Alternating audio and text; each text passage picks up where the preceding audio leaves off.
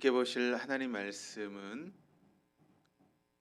시편 105편 17절에서 19절까지 말씀입니다. 시편 105편 17절에서 19절까지 말씀, 우리 한 목소리로 17절에서 19절까지 말씀 같이 읽겠습니다. 그가 한 사람을 앞서 보내셨음이여 요셉이 종으로 팔렸도다. 그의 발은 착고를 차고 그의 몸은 쇠사슬에 매였으니 곧 여호와의 말씀이 응할 때까지라. 그의 말씀이 그를 단련하였도다. 아멘. 내일은 우리 아이들을 위해서 제가 안수하며 기도하는 시간을 가지러 갑니다. 여러분 오실 때 아이들의 기도 제목을 좀 가지고 나오시면 제가 그 기도 제목을 보고 아이들을 위해서 안수하며 기도하겠습니다. 그래서 정성을 다해서 또 예물도 준비하시고, 그래서 아이들을 위해서 우리 아이들이 새학년 또 새로운 환경 가운데 새로운 환경에서 공부하게 되는데 하나님의 선하신 인도하심이 올 한 해 가운데 있을 수 있도록, 또 우리 아이들이 하나님과 동행하는 그런 귀한 한 해가 되어줄 수 있도록 위해서 기도 제목을 정하시고 또 예물을 드리시면서 하나님께 나오시는 여러분들 되시기를 바랍니다. 우리가 종종 일을 할 때 이런 표현을 종종 사용을 합니다. 저 사람은 일머리가 있다라고 하는 그런 이야기를 합니다.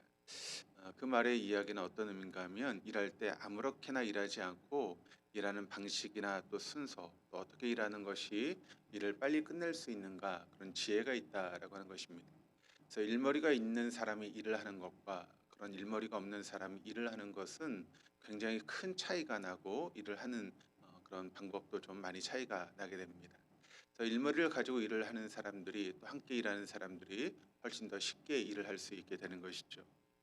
마찬가지로 우리가 하나님이 일하시는 방법을 아는 것은 굉장한 지혜입니다.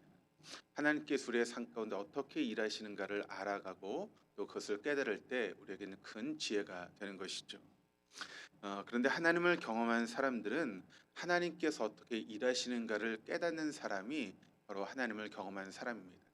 우리가 하나님을 경험하면 경험할수록 하나님께서 우리에게 어떻게 일하시는가, 또 어떤 방법으로 우리의 삶 가운데 역사하시는가를 알아가고 또 그것을 깨닫게 되는 것입니다. 그리고 하나님께서 일하시는 방법을 알게 될 때 우리는 그 하나님에 대해서 감사할 수 있는 그런 시간을 가지게 되죠. 또 그 하나님 앞에 우리가 얼마나 하나님의 은혜를 받고 있는지, 우리가 얼마나 하나님의 사랑을 받는 자녀인지를 깨달을 수 있는 그런 시간이 되는 것입니다. 그리고 오늘 본문으로 보고 있는 시편 105편의 말씀을 보시면 하나님께서 어떻게 일을 하셨는가, 하나님의 하신 일에 대해서 노래하고 있는 그런 시편이 시편 105편의 말씀인데, 하나님의 하신 일에 감사하고 그분을 찬양하고 있습니다. 또 그분이 행하신 일을 경험하면서 그의 기이한 일을 기록하고 선포하면서 나아가고 있는 말씀이 바로 시편 105편의 말씀입니다. 또 하나님께서 하신 일을 우리가 알게 되었을 때 우리는 그 하나님을 향해서 소리 높여 찬양할 수밖에 없는 것이 우리의 모습이다라고 하는 것을 우리에게 말씀하고 있는 것이 시편 105편의 말씀인데, 우리 시편 105편 1절에서 3절까지 말씀을 같이 한번 읽어보도록 하시겠습니다.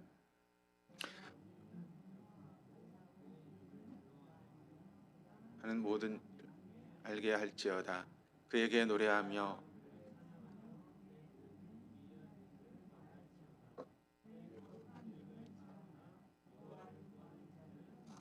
즐거울지로다. 아멘. 우리 하나님이 어떻게 일하시고 있는가라고 하는 것을 우리는 알아야 합니다. 하나님께서 무엇을 통해서 일하시고 또 어떤 방법을 통해서 우리의 삶 가운데 일하시는지, 또 하나님이 일하시는 과정이 어떤 과정을 통해서 우리에게 말씀하시고 또 나타나시는지를 알아야 됩니다. 또 하나님께서 일하실 때 어떤 방법을 통해서 또 일하시는지를 알아야 되는 것이죠.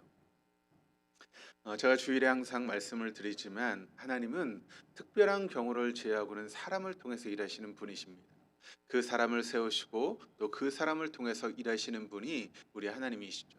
그러니까 언제나 하나님 그 시대 가운데 하나님을 위해서 일할 수 있는 사람들을 남겨놓으시고 또 그 사람들을 선택하셔서 하나님의 놀라운 일들을 이루시는 분이 우리 하나님이십니다. 그래서 우리가 그 하나님의 손에 붙들려서 하나님의 일을 할 수 있는 그런 사람으로 우리가 쓰임 받을 수 있다라고 하는 것이 얼마나 하나님의 큰 축복인지를 우리가 알아야 됩니다.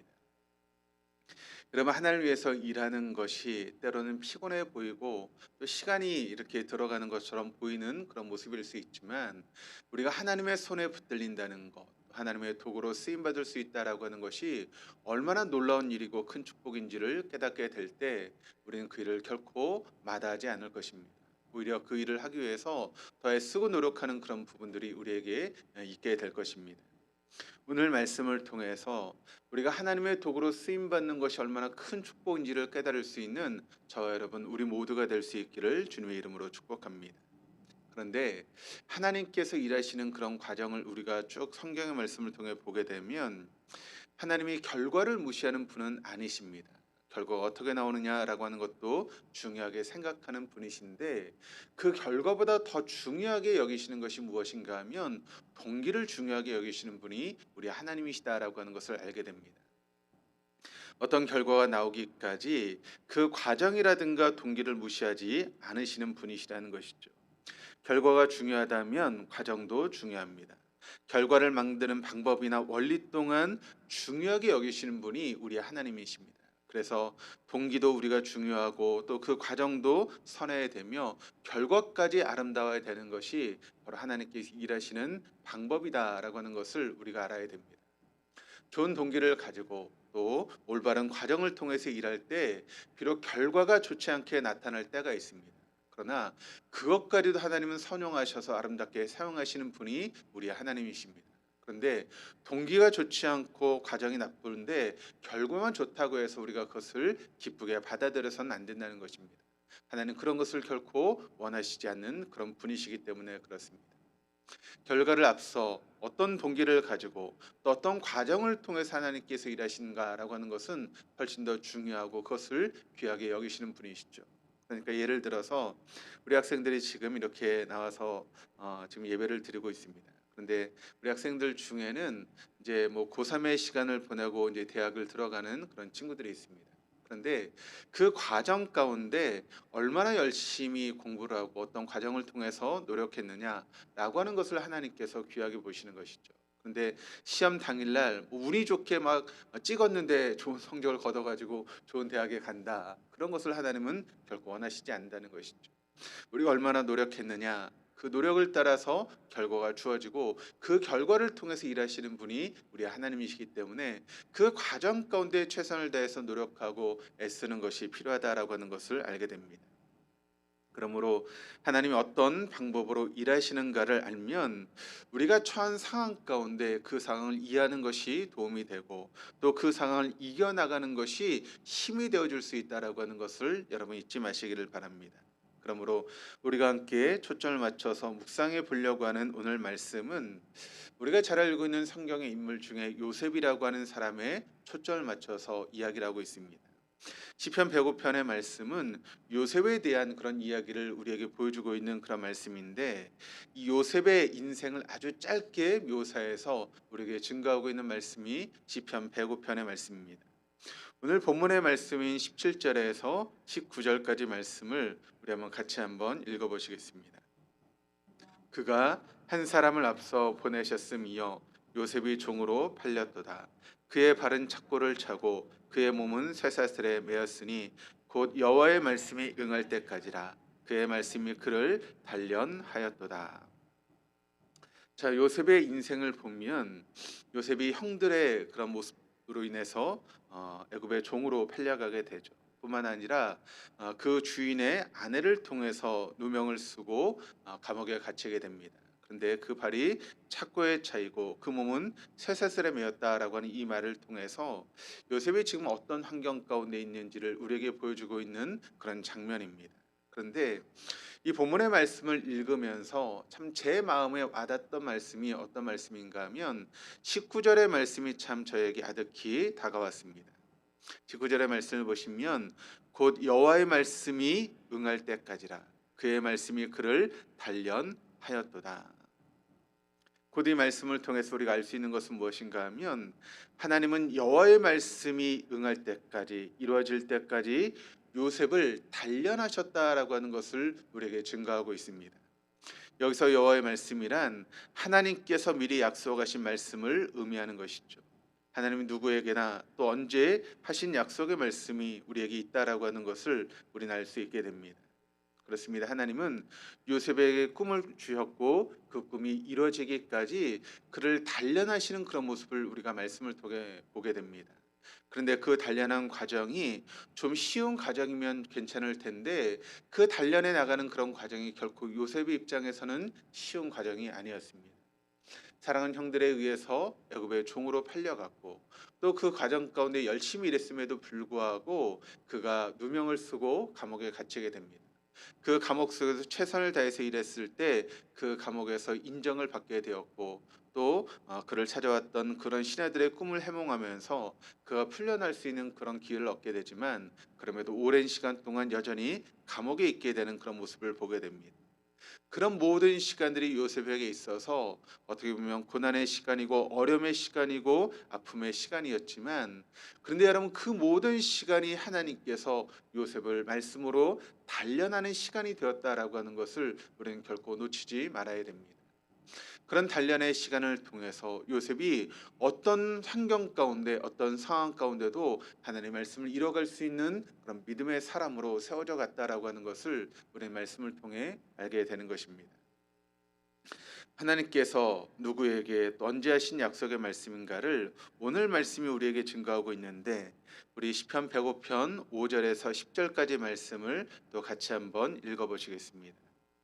그의 종 아브라함의 후손 곧 택하신 야곱의 자손 너희는 그가 행하신 기적과 그의 이적과 그의 입의 판단을 기억할지어다. 그는 여호와 우리 하나님이시라. 그의 판단이 온 땅에 있도다. 그는 그의 언약 곧 천대에 걸쳐 명령하신 말씀을 영원히 기억하셨으니 이것은 아브라함과 맺은 언약이고 이삭에게 하신 맹세이며 야곱에게 세우신 율례 곧 이스라엘에게 하신 영원한 언약이라. 자, 하나님은 이 말씀을 통해서 우리에게 어떤 이야기를 하고 계시는가 하면 하나님은 언제나 우리에게 약속을 주시는 그런 분이시다라고 하는 것을 보게 됩니다. 그리고 하나님께서 하신 약속은 언제나 반드시 이루시는 분이 우리 하나님이시다라고 하는 것을 성경은 우리에게 증거하고 있습니다. 여러분 약속이라고 하는 것이 얼마나 좋은 것입니다. 그 약속이라고 하는 것은 너무나 복된 것입니다. 우리는 그 약속이 좋은 것임을 언제나 깨달을 수 있어야 됩니다. 성경의 말씀이 우리에게 하신 하나님의 수없이 많은 약속의 말씀이다라고 하는 것을 여러분 결코 잊지 마시기를 바랍니다. 그러므로 하나님이 우리에게 어떤 약속을 주셨는가를 알기 위해서는 우리가 말씀을 읽을 수 있어야 됩니다. 그 말씀 속에 우리를 향하신 하나님의 놀라운 약속들이 다 담겨져 있기 때문에 그런 것이죠. 그러므로 여러분이 하나님의 말씀을 읽어 가시면서 그 말씀 속에서 우리를 향하신 하나님의 약속을 붙드는 것, 그 약속을 신뢰하는 것, 그 약속을 믿는 것은 그 하나님의 약속을 통해서 우리에게 주어지는 놀라운 복을 받는 유일한 길이다라고 하는 것을 여러분 결코 잊지 마시기를 바랍니다. 그러므로 하나님 주신 약속은 좋은 것입니다. 만약 그 약속이 좋은 것이 아니라면 그 약속이라고 하는 표현을 쓰지 않고 아마 경고라고 이야기하셨을 것입니다. 그런데 약속이라고 하는 것을 지금 쓰고 있는 이 말씀의 의미는 우리에게 좋은 것을 주시기 위한 하나님의 마음이다라고 하는 것을 우리는 알아야 됩니다. 제임스 맥도날드라고 하는 분이 이런 이야기를 하고 있습니다. 약속의 긍정적인 면을 우리에게 가르치고 있는데 한번 들어보시기를 바랍니다. 약속에는 일반적으로 자신이 하려는 일을 입으로 말하는 것이라는 의미가 담겨 있다. 대부분 약속에는 신뢰할 수 있는 긍정적인 결과가 내포된다. 우린 약속을 받았을 때 뭔가 좋은 일이 일어날 것이라고 믿는다.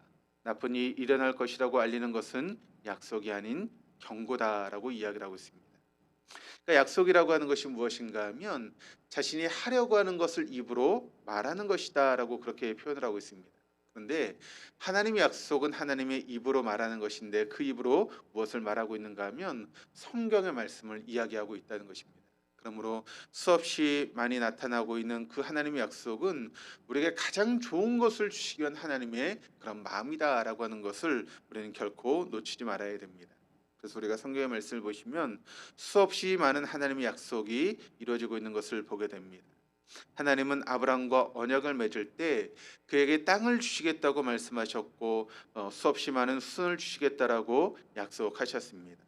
또한 그의 후손이 400년 동안 애굽 땅에서 괴롭힘을 당할 때 큰 재물을 이끌고 그 땅에서 나오게 될 것이다라고 하는 그런 약속의 말씀도 주셨습니다.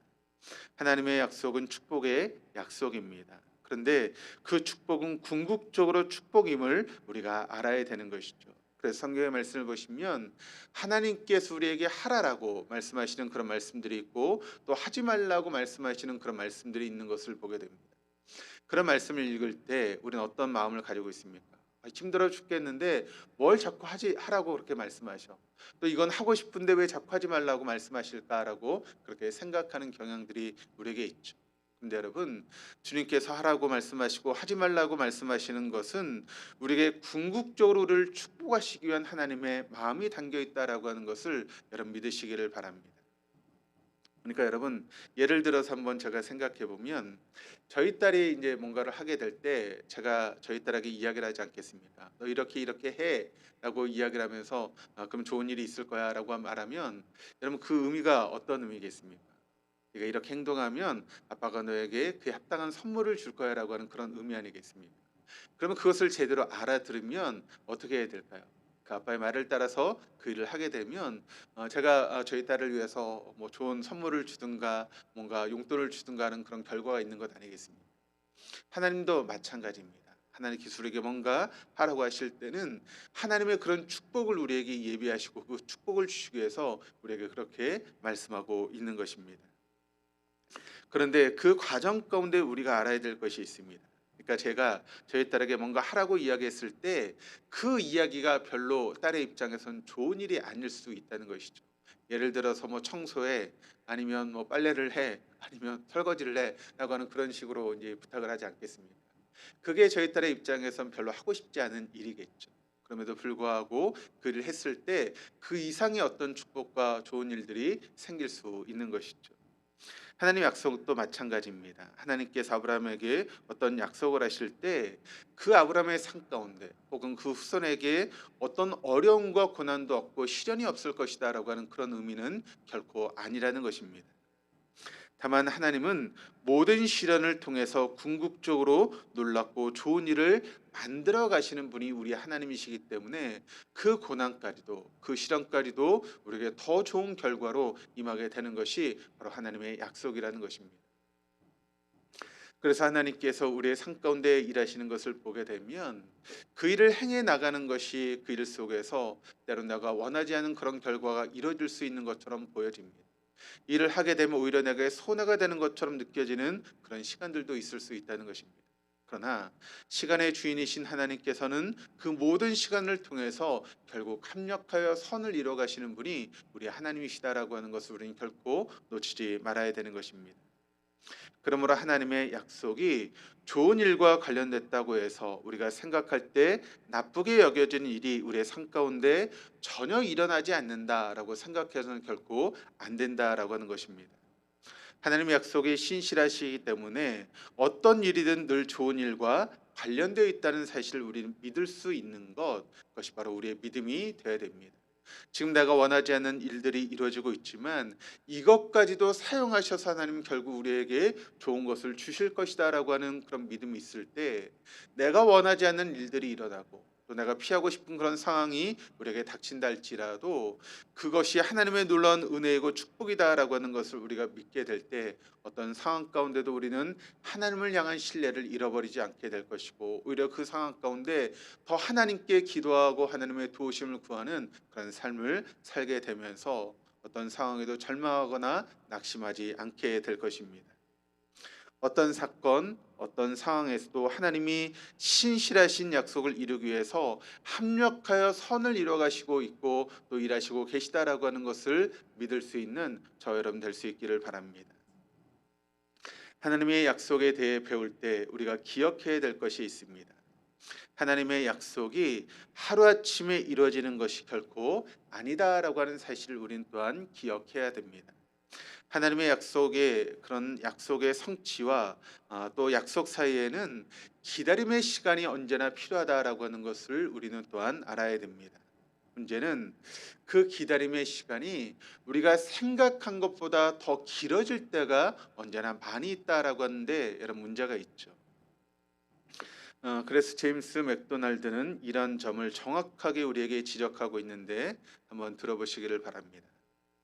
가장 어려운 일은 약속을 믿는 일이 아니라 약속이 이루어지기를 기다리는 일이다.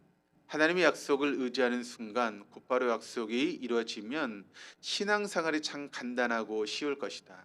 하나님의 약속을 믿고 기도했더니 이튿날 바로 문제가 완벽하게 해결된다면 정말 신나지 않겠는가? 그러나 하나님의 약속은 패스트푸드가 아니다. 하나님은 그런 방법으로 일하시지 않으신다라고 이야기를 하고 있습니다. 그러니까 하나님의 약속이 있고 그 약속이 성취될까지 그 과정 가운데는 우리의 기다림이 필요하다라고 하는 것을 증거하고 있는 것입니다. 그런데 그 기다림의 시간이 우리가 생각한 것보다 좀 더 길어지는 경우들이 참 많이 있다는 것이죠. 그런데 제가 이렇게 신앙생활을 하고 또 목회를 하다 보니까 진짜 믿음은 무엇인가라고 하는 것을 점점 깨닫게 되면서 진짜 믿음은 기다림이다라고 하는 그런 생각을 참 많이 하게 되었습니다. 믿음은 기다림입니다. 하나님 약속이 이루어질 때까지 그 약속이 성취될 때까지 우리가 믿고 신뢰하며 기다리는 것, 그것이 믿음이다라고 하는 것을 목회를 하면 할수록 깨닫게 되는 것 같습니다. 오늘 나는 믿고 내일 나는 받습니다. 오늘과 내일 사이에는 믿음으로 행하는 삶이 있는 것입니다. 약속과 응답 사이에는 인내하며 기다리는 그런 시간들이 필요한데 기다리며 인내하는 시간들이 결코 우리의 삶 가운데 쉽지 않다라고 하는 것을 우리가 지금 경험하며 삶을 살고 있습니다. 그런데 여러분 기억하시길 바랍니다. 하나님은 약속하신 언약을 지키시기 위해서 지금도 우리를 위해서 일하신 하나님이시다라고 하는 것을 여러분 결코 잊지 마시기를 바랍니다. 하나님이 약속하셨으면 그 약속이 이루어지기까지 하나님은 결코 쉬지 않고 우리를 위해서 일하시는 좋으신 분이십니다. 또 하나님은 그 약속을 이루시기 위해서 하나님 입장에서 큰 아픔을 당하셨고 큰 희생을 치르신 분이 우리 하나님이십니다. 하나님은 그 약속을 이루시기 위해서 당신의 독생자 하나밖에 없는 아들을 이 땅에 보내시고 십자가에서 죽기까지 희생하셨던 분이 우리 하나님이십니다. 그러므로 우리 하나님이 얼마나 신실하신 분이신가를 깨달을 수 있어야 하는 것입니다. 그래서 로마서 8장 32절 말씀이 우리에게 이렇게 증거하고 있는데 제가 못 적었네요. 제가 읽어드리겠습니다. 자기 아들을 아끼지 아니하시고 우리 모든 사람을 위하여 내주시니가 어찌 그 아들과 함께 모든 것을 우리에게 주시지 아니하겠느냐. 그렇습니다. 하나님이 여러분 당신의 하나밖에 없는 아들을 우리에게 주시기까지 우리를 사랑하시는데 하나님 입장에서 아까운 것이 뭐가 있겠습니까? 물질이 아깝겠습니까? 건강이 아깝겠습니까? 뭐가 아깝겠습니까? 하나도 아깝지 않은 것이죠. 그런데 그 모든 것을 주시기 위해서 또 우리가 그 모든 것을 받기 위해서 우리가 준비돼야 되고 또 하나님의 약속이 이루어지기까지 믿음으로 기다리면서 우리 자신의 모습을 하나님의 그런 축복을 받기 합당한 모습으로 세워나가는 것이 우리에게 필요하다는 것입니다. 하나님 얼마든지 우리에게 물질을 선물로 주실 수 있습니다. 어떤 높은 자리를 선물로 주실 수 있습니다. 그런데 그것이 우리에게 축복이 되기 위해선 우리가 준비되는 그런 과정이 필요하다는 것입니다. 전혀 준비되지 않았는데 물질이 주어지면 그 물질은 축복이 아니라 우리에게 저주가 될 수 있기 때문에 그렇습니다. 그래서 우리 주변을 보면 물질이 주어짐으로 인해서 여러분 인생이 망치는 사람들이 얼마나 많이 있습니다. 한순간에 놀라운 그런 인기의 자리를 얻어서 그 인기의 자리 때문에 인생을 마친 사람들이 얼마나 많이 있습니까? 그러므로 우리를 너무나 사랑하신 하나님께서 우리에게 그런 놀라운 축복을 주시기까지는 우리가 준비되는 그런 과정들 또 그 축복을 받기 합당한 그릇으로 세워져 가는 그런 과정들이 우리에게 필요하다라고 하는 것을 여러분 잊지 마시기를 바랍니다. 제가 전에 모셨던 목사님 중에 이런 분이 계셨습니다. 그분이 어떤 은사를 가지고 계시는 그런 분이셨는데 좀 이제 남편하고 이제 이별을 하시고 혼자서 자녀 3 명을 키우는 그런 과정 가운데 목회를 하셨습니다. 근데 일반 목회가 아니라 이제 어려운 사람들을 도와주는, 그때 제가 인제 함께 사역했을 때는 청소부들을 이렇게 도와주는 그런 사역을 하셨습니다. 근데 거기에 참 많은 물질이 필요한 그런 부분이었는데 이분이 은사를 가지고 계셔서 그 은사를 가지고 인제 기도해 주시고 또 그 기도를 통해서 많은 사람들이 후원을 받는 그런 일들이 있었습니다. 그런데 그 일이 여러분 누구를 돕는다라고 하는 것이 여러분 깨진 독에 물을 붓는 것처럼 쉽지 않은 그런 일입니다. 그래서 많은 물질이 들어가는 그런 일이셨는데 혼자 여러분 애들 3 명을 키운다는 것이 결코 쉽지 않은 일이지 않습니까? 그럼에도 불구하고 하나님께서 원하시는 일이라고 생각하고 끊임없이 그 일을 행해 나오시면서 때로는 물질적인 어려움을 당하고 아픔을 당하고 힘든 시간들이 있었습니다. 그럼에도 불구하고 일이 하나님께서 원하시는 일이고 하나님께서 기뻐하시는 일이다라고 하는 그런 마음을 가지고 끊임없이 그 일을 해 오셨습니다. 그런데 어느 순간 하나님께서 그분에게 이런 마음을 주셨습니다. "이제 됐다. 이제 됐다." 그런 마음을 주셨다는 거예요. 그런데 그 이후로 자신의 인생 가운데 물질의 부족함을 한 번도 느끼지 않고 그렇게 인생을 살아오게 되었다. 혼자 아이들을 셋을 키우는 그런 상황 가운데 너무나 힘들고 어려운 그런 순간들이었지만 하나님께서 물질적으로 한 번도 부족함이 없게 자신의 인생을 축복하셨다라고 하는 그런 말씀을 간증으로 하는 것을 제가 들은 적이 있습니다. 그러니까 그 목사님이 물질에 대해서 하나님 앞에 올바로 설 수 있는 그런 시간까지 하나님께서 그분을 훈련하시고 단련하시고 또 그 훈련과 단련이 된 후에 하나님께서 그분을 축복하실 때 전혀 부족함이 없도록 채우시는 그런 놀라운 역사를 자신의 삶을 통해 간증하는 것입니다. 여러분이 물질의 축복을 받기를 원하신다면 하나님 앞에 물질 앞에 하나님 원하시는 모습으로 단련되시기를 바랍니다. 그때 하나님은 여러분의 삶 가운데 물질의 축복을 주실 것입니다. 그런데 우리가 준비되지 않은 상태에서 물질을 받게 되면 오히려 그것이 우리의 신앙을 망치는 그런 길이 될 수 있기 때문에 하나님은 우리를 준비하시고 훈련하시고 하나님 놀라운 복을 우리에게 주시는 분이십니다. 그래서 베드로후서 1장 4절 말씀이 이렇게 증가합니다. 이로써 그 보배롭고 지극히 큰 약속을 우리에게 주사 이 약속으로 말미암아 너희가 정욕 때문에 세상에서 썩어질 것을 피하여 신성한 성품에 참여하는 자가 되게 하려 하셨느니라.